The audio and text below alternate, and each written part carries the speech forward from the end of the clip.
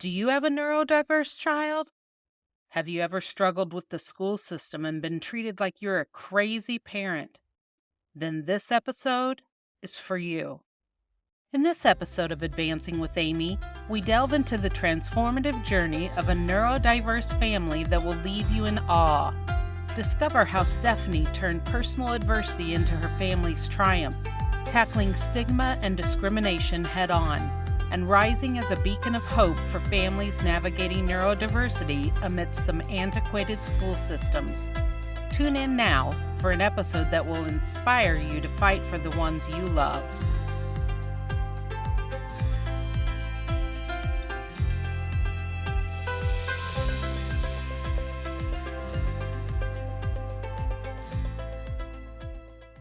Today we're talking with Reverend Dr. Stephanie C. Holmes.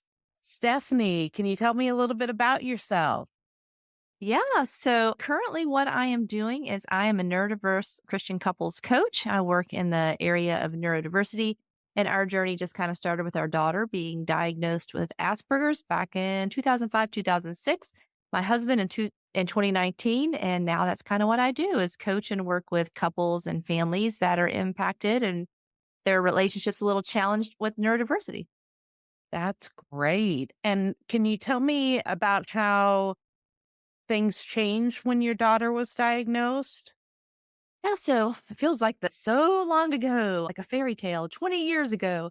Our daughter was just struggling and having challenges in the public school system, and they didn't really know what to do with girls on the spectrum at that time. In fact, they gave her all kinds of labels: intermittent explosive disorder, pediatric bipolar, ADHD, a sensory integration processing, obsession OCD, ODD.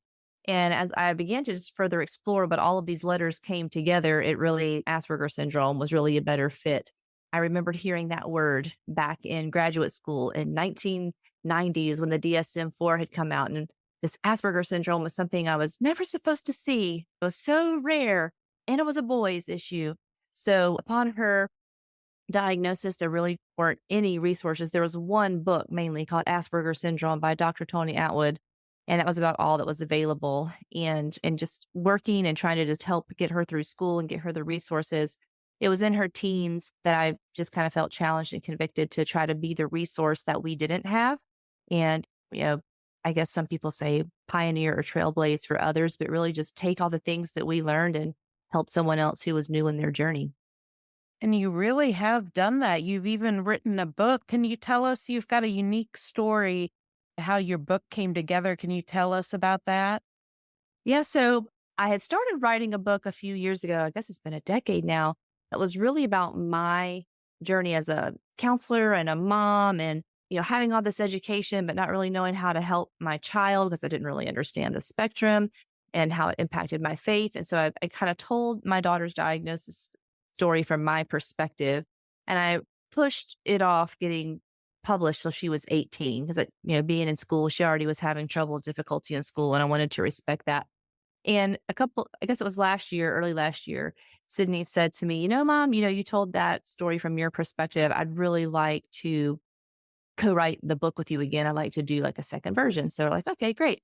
We'll do like a mother-daughter version. And then my husband's like, well, I got my own diagnosis in there. And if you're going to tell the story, I think people need to know, like, when I did things and what lens and perspective it was through, because I didn't know I was on the spectrum. And so, like, okay, we'll do the three of us. And then my youngest daughter said, well, I mean, what about a sibling's perspective? I mean, it should be in there, sometimes what it's like to be a sibling with your own neurodivergence, that's not autism. And, when one sibling has more challenges, what does that mean for you? And we're like, okay, yay. So we're all four going to write the book together. So some of the longer parts of my story I had just kind of cut out. And then when I talk about my things, then Dan kind of interrupts the story with what he was thinking at that point in time and, how he didn't know he was on the spectrum. We kind of tell the story up until about middle school. And then Sydney takes over from there, her own middle school, high school, college experience.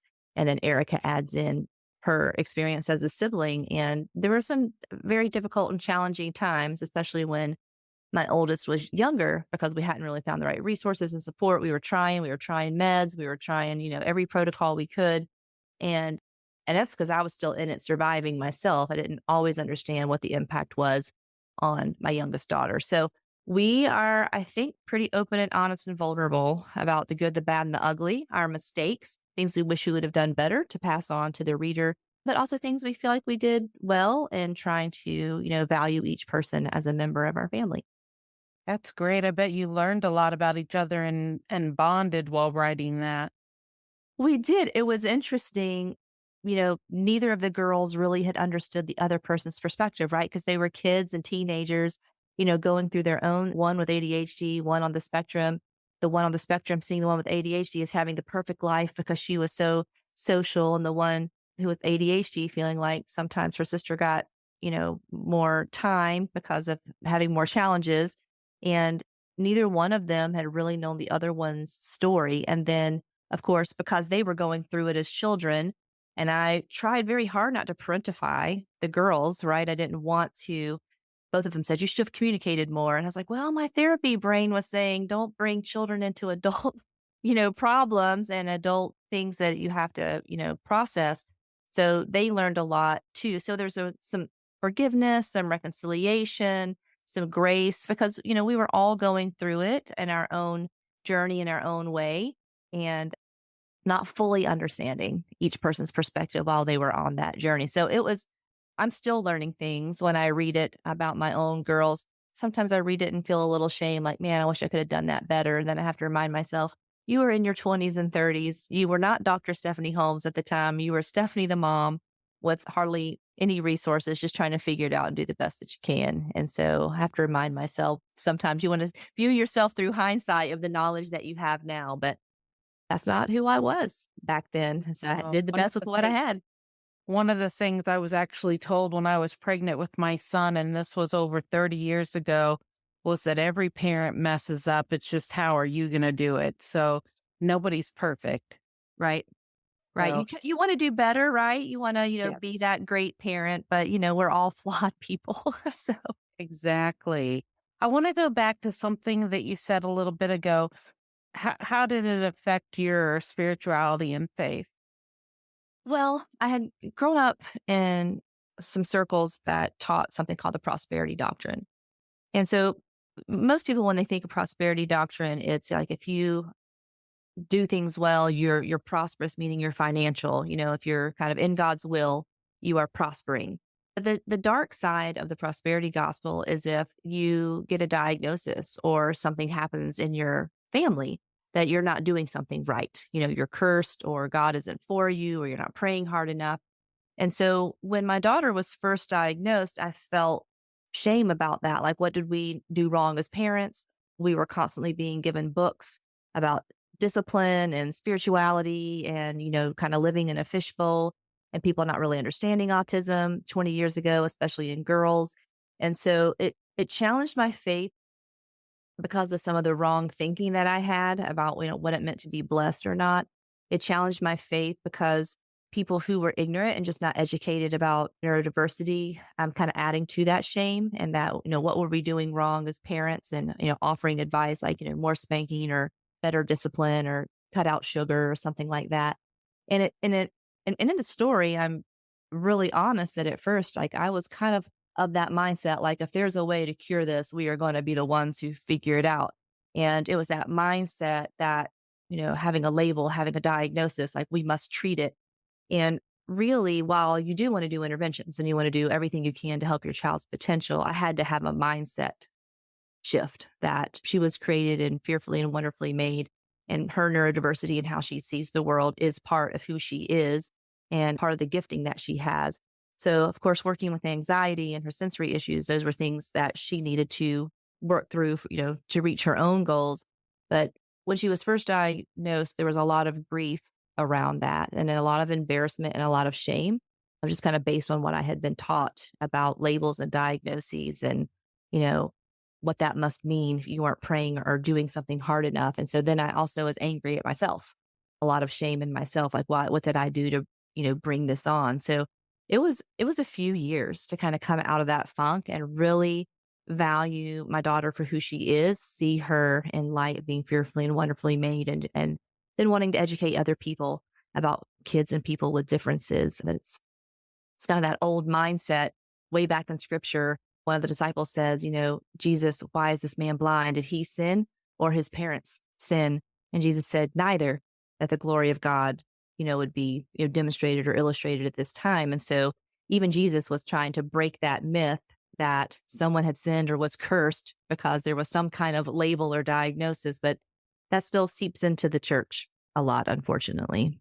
Well, it's not just in the church. I know that we had a similar issue within our family when my daughter was younger. She wasn't diagnosed until she was 12 with autism. And I heard a lot of that. You don't spank her enough. She's not disciplined enough. And increasing spanking and discipline honestly just made everything worse. So having that diagnosis and reading up on that has really changed my whole family's philosophy and made my relationship with my daughter 100 times better. Right. Because it's not just about discipline and more rules or spanking. Definitely don't think spanking with an autistic child works. They just think you're mad at them and hitting them because they don't put two and two together.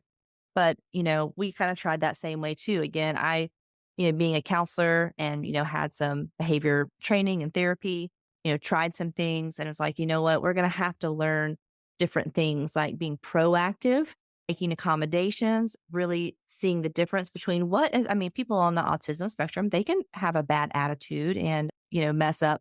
But for me as a parent, I had a friend who was just very wise and she said, Stephanie, she had a child on the spectrum too. She said, we have to learn the D's. What is really disorder, diagnosis, and difference? And then what is disobedience and disrespect? Just because they're not listening right now doesn't mean it's disobedience and disrespect. What is the lens? Is this a part of their difference diagnosis? And then it's like you have to treat that differently. And I've never forgotten that. And I still use that analogy today because that is it, right? When you're a parent of a child with needs and challenges, is what is really disobedience and disrespect and what is really something beyond this child's control that we can help and accommodate and be proactive about and not just trying to discipline on the other side of it. Well, and not just what is disobedience and disrespect. I've noticed that even if there is disobedience and disrespect, there's a reason for it. And that normally it's not that. But if it is, there's something causing that problem that you need to get to the root of. But one of the things I learned doing play therapy with my daughter, the therapist said children want to please their parents. So none of the behaviors that she is exhibiting are to upset you in any way, to defy you. They are reaching out. They are trying to tell you something. Right. Just, yeah, you're right. The lens, looking at things differently. And, one of the things beginning to learn, because being a trained therapist and being a licensed professional counselor during that time, it didn't teach you anything about autism or parenting or helping parents with autism. I I will say that training helped me identify it earlier because that word, like, oh my goodness, I think I read about that in a book and it started with a A. What was that? So that part of my training definitely helped. But as I really began to study her and get to know her as a person, her behavior was communication. What she was doing and how she was responding was communication. And so, kind of learning her language. And I pulled her out of public school for a year to homeschool her. And I knew I was not really called to be a long term homeschool mom. I was like, this will hurt our relationship long term if we do this too long term.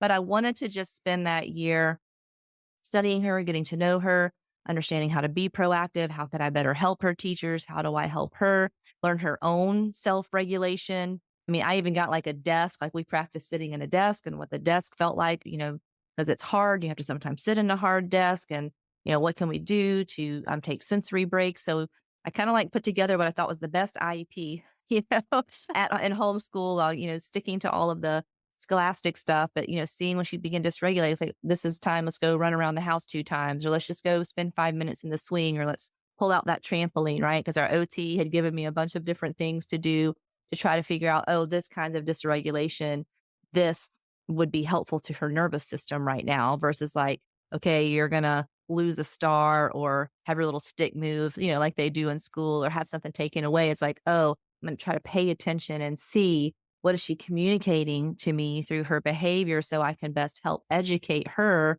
and help her learn. Because the best thing she needs is learn how to self regulate. She needs to learn how to take these skills and use them in school. We didn't have the best collaborative experience when she went back to public school for elementary school, but her middle school and high school teams were very collaborative and very helpful when we moved out of a rural school district to a more metro school district. And that made all the difference in the world. Having a collaborative IEP team was like, oh, we've arrived. Finally, It we want to really work does. together. We had the opposite experience where grade school, we had a very collaborative experience with the teachers and the staff. And then in middle school, it kind of all fell apart. Mm, And that's when we got the diagnosis because we thought she was at 5. And they said, no, she has all the signs and symptoms, but she has too much eye contact, so she doesn't. But the school kind of enveloped her anyway and made, even though they couldn't give her an IEP since she didn't have that diagnosis, they did all of that anyway. that's amazing. Wonderful. Our Yeah. school in elementary, so many things were illegal. There's in no way, shape, or form should they force a parent to come to school with their child for their child to stay enrolled. That was one of the things we didn't know was illegal. They also would not take her diagnosis at first. They really fought it being autism. They wanted it to be anything else. They wanted it to be intermittent explosive disorder. They wanted it to be other health impaired. They wanted it to be ADHD. And they're like, unless you go to this one space and get diagnosed by this one team, we won't take it. Well, even when I went there and got the diagnosis from that specific team, they're like, yeah, we still don't want to recognize this. And so they just spent so much time fighting me, trying to make it a discipline problem. Or actually, one of the counselors tried to get me diagnosed with Munchausen's by proxy, saying that I'd made up the autism. It was crazy times. So that whole elementary experience, I just felt like, we could have been working together. Like I would have been your best cheerleader and I would have been like, yay team, go us. Like I'm pretty good collaborative team player, but they just wanted to spend all that energy in, proving mom wrong, they wanted to put her in an institution. Actually, they wanted to take away our parental rights and put her in an institution because they just didn't think she should be around normal children. And so it was like, why are we doing all of this when we could just work together? There's this thing called an IEP, and we could put these plans into place. Like, why are we going big on mental illness and institutionalization and medication when there's things we could do? So, I mean, it got so bad, we did move. We didn't just move out of the district. We moved states. And so, in moving to a different state, that was like the number one thing was like, I want to know that they understand Asperger's. I want to know that they understand Asperger's in girls. I want to, hear from people that they're a collaborative team. And then that was exactly what we bought a house in the school district because of the school psychologist and the church, like in the community that we were in, like not too many people buy a house for like, I need that because I need that caseworker. Do you understand? I need that caseworker. Oh, I Yeah. just get chills thinking about all you went through and what leaps and bounds you made to make sure your daughter had what she needed. That's beautiful. Yeah, and it was hard because we didn't wanna leave our, family in North Carolina, but at the same time, there was just no future for her in that school district, and I had appealed to the state, and so there was really no place I could go in the state of North Carolina that I wasn't already kinda known or in trouble.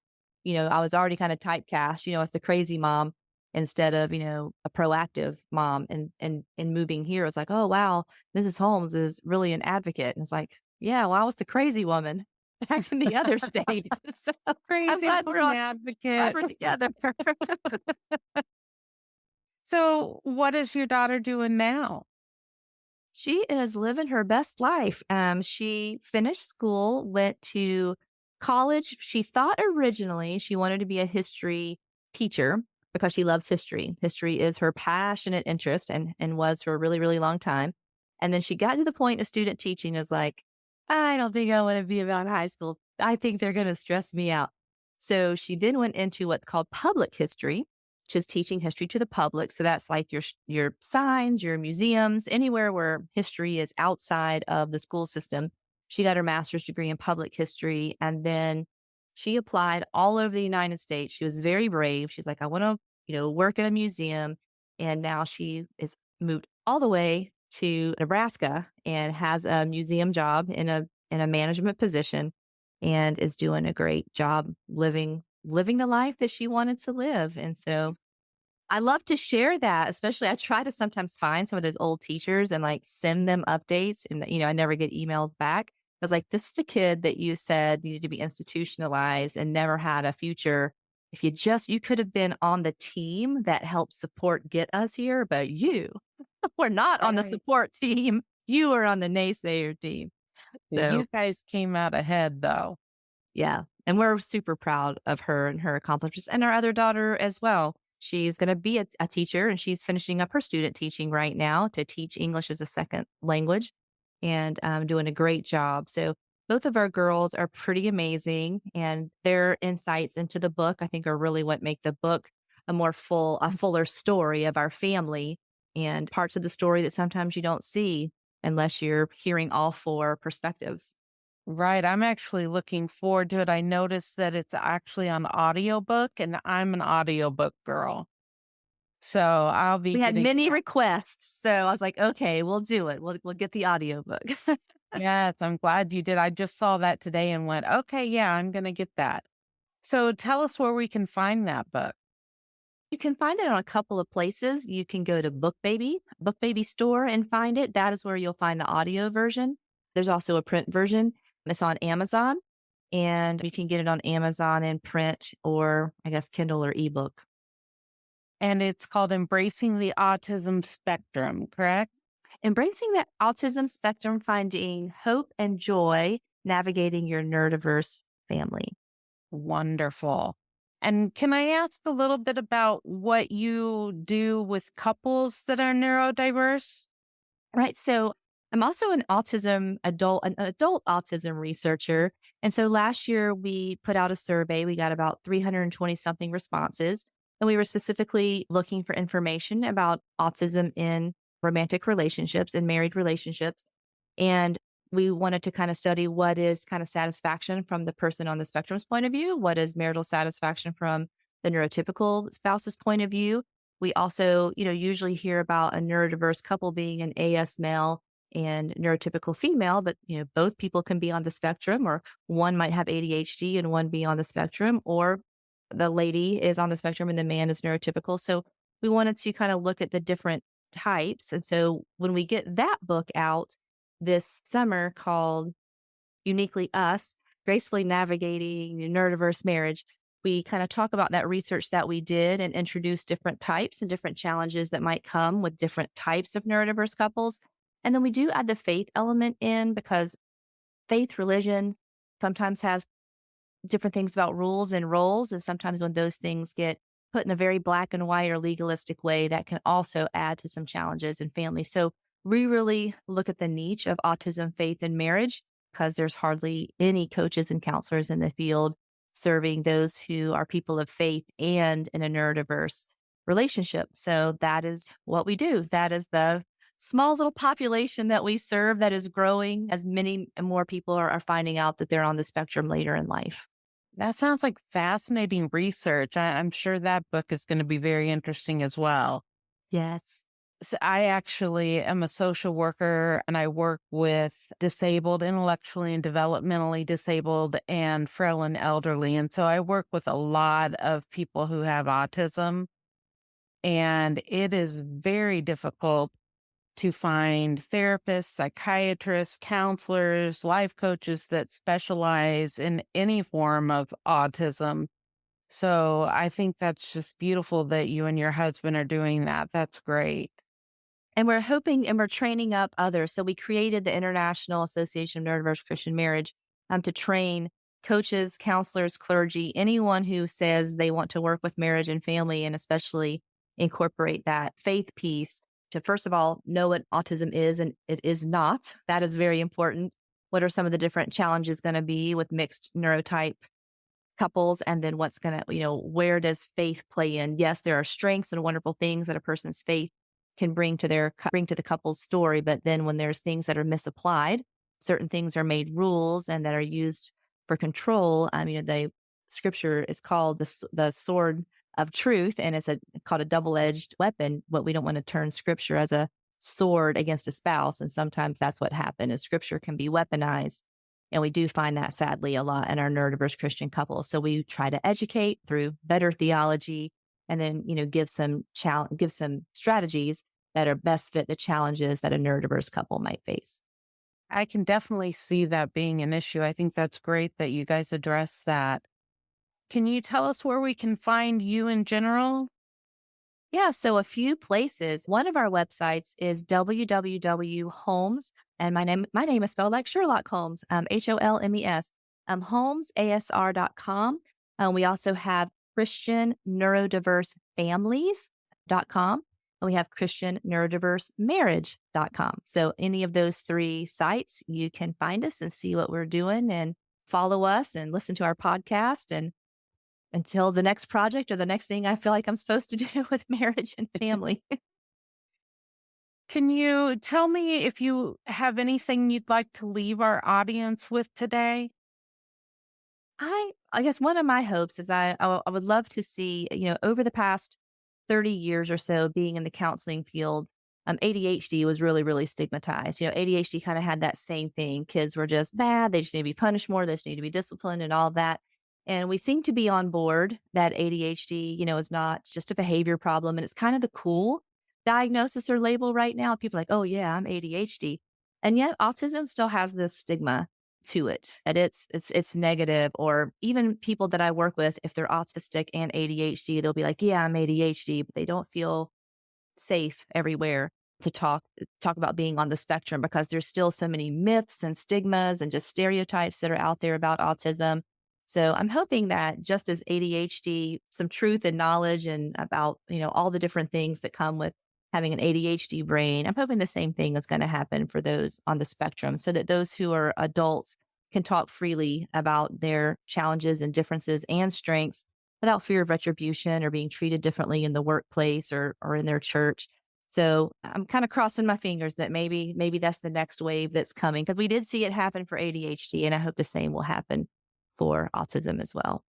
I love that. I'm all about ending the stigma, so that's great. All right. Well, thank you so much, Stephanie. I really enjoyed talking with you today. Thank you for having me.